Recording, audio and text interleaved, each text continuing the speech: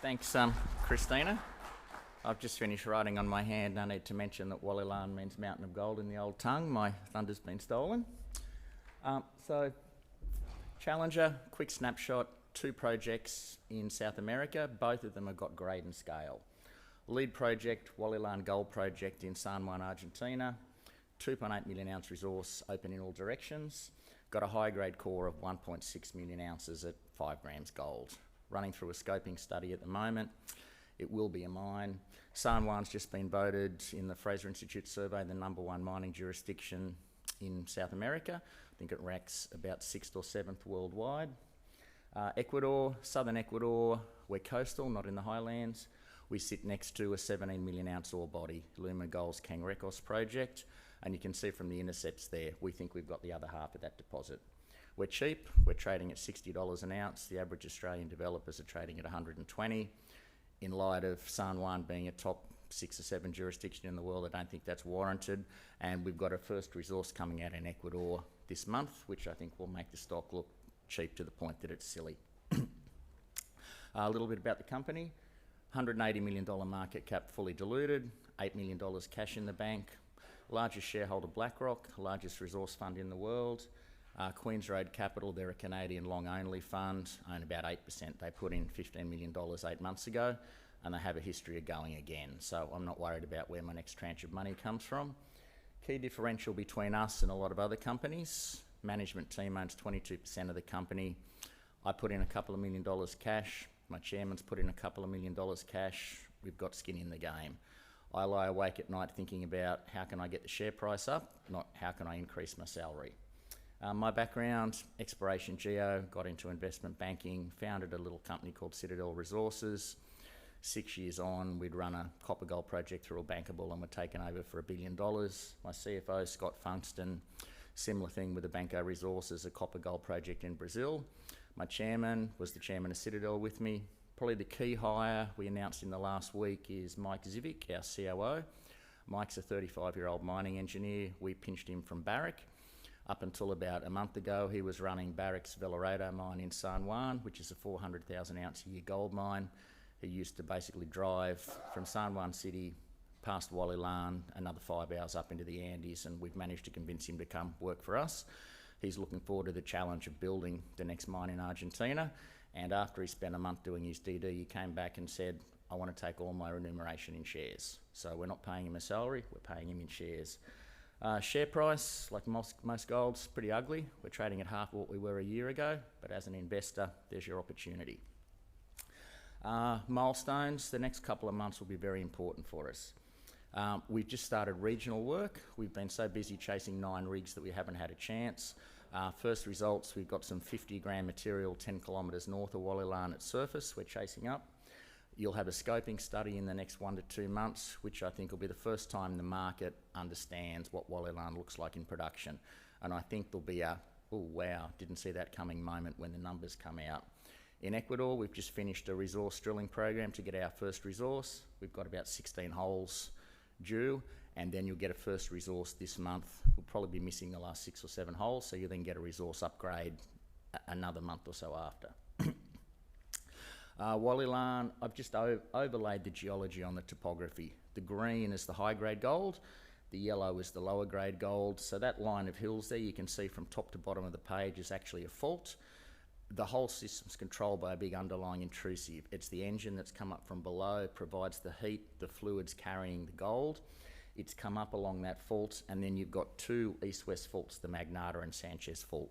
The fluid from the intrusions come up those faults and drop that high-grade gold, 5 and 10 grams over 5 and 10 metres. And then if you look at the hills, you can see the beds dipping to the right of page.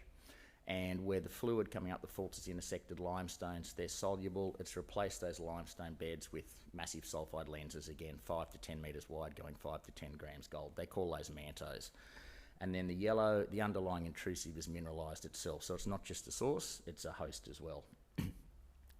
The resource, this is what it looks like. Probably the best way to think of the resource is, a year ago we put out a maiden resource, 2.1 million ounces at 1.4 grams gold. You take the top 2.1 million ounces in the current resource, and we've got 2.1 million ounces at 3 grams gold. So we've doubled the grade of that high grade component. On the right, just showing you what it looks like. The takeaway here is it doesn't matter whether gold's 2,000, it's probably a big open pit. If gold's $1,400 an ounce, it's a high-grade underground mine that still throws off a hellishly high amount of cash and open in all directions. Some of those intercepts down the bottom, mineralisation's open outside those intercepts, and we've got it to the point where the majority of it is now indicated, so we can roll straight through to studies. We rolled about 30 or 40,000 metres of our drill program from exploration into infill so that we could run through the studies.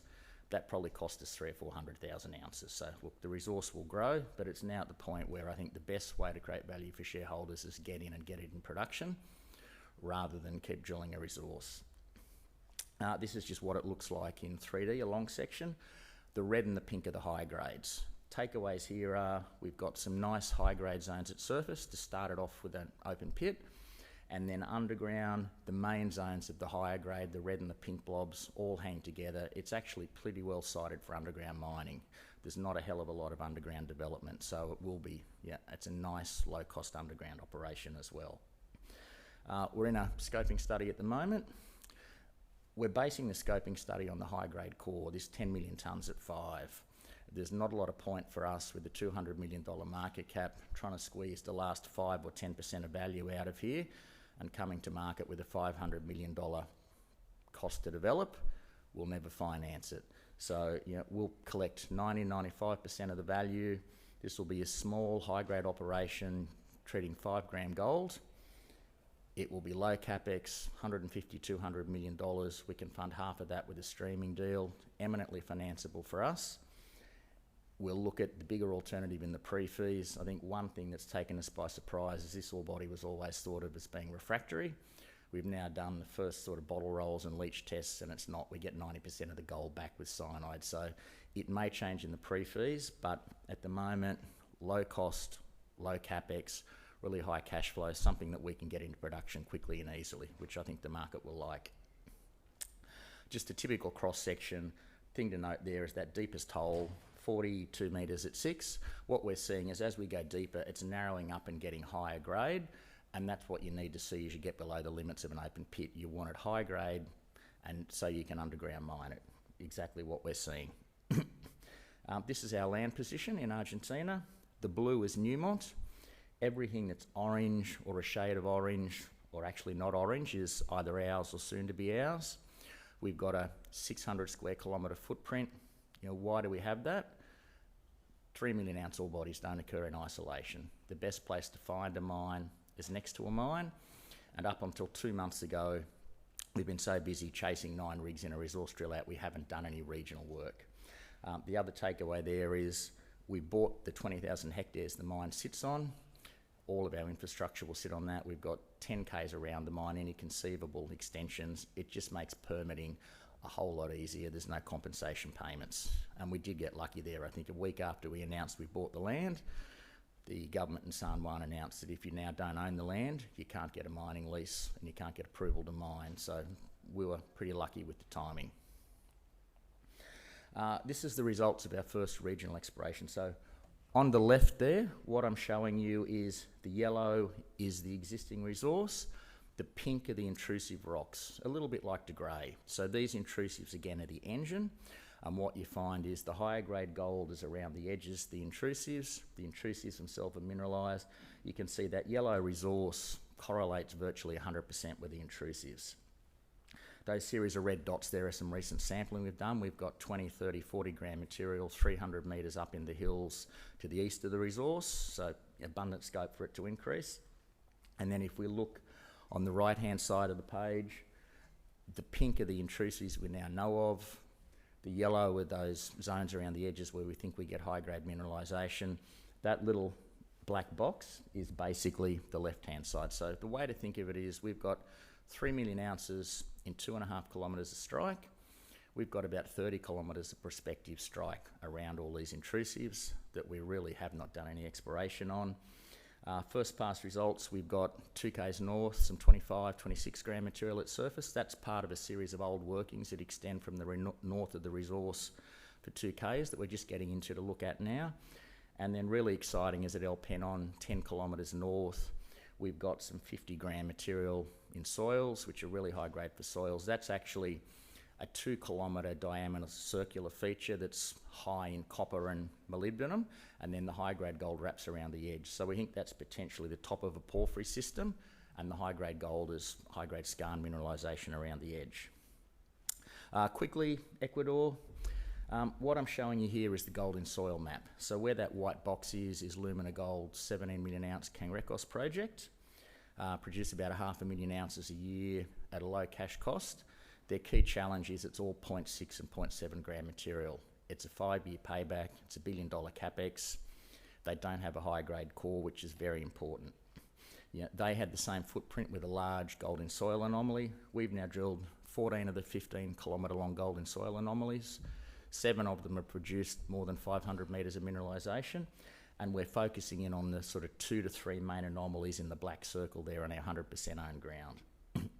This is what the 2 main anomalies look like in plan view. The key takeaway here is the main A anomaly, it's 700 metres long, it's 400 metres wide, down to 400 metres. There's 250, 300 million tonnes of material there.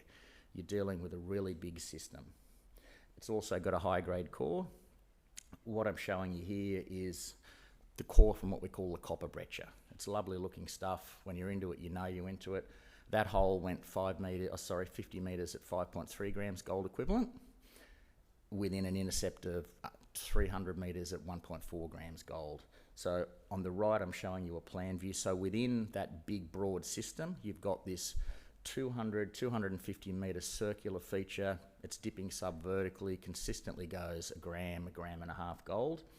It actually outcrops as a big hill. In Ecuador, you go to the hills for the mineralisation. The red lines are where we've done some surface trenching in the last couple of weeks, and we've got 5 and 10 gram material at surface. So, this high grade does go to surface, and, in terms of a starter, you're mining a hill here. So, if that hangs together, we don't just improve the economics of us, we potentially make Lumina Gold and their Cangrejos project economic as well. That's what it looks like in section. On the B anomaly there, we've also got a high-grade zone. There's a hole there that got 108 metres at 2.4, sits under an historical hole of 156 metres at 3. So we do have discrete high-grade zones that do look like they hang together, and that will be what this resource lives or dies on. And just as to where does some of the growth come from post this first resource in Ecuador, these 2 anomalies are in the north of our ground.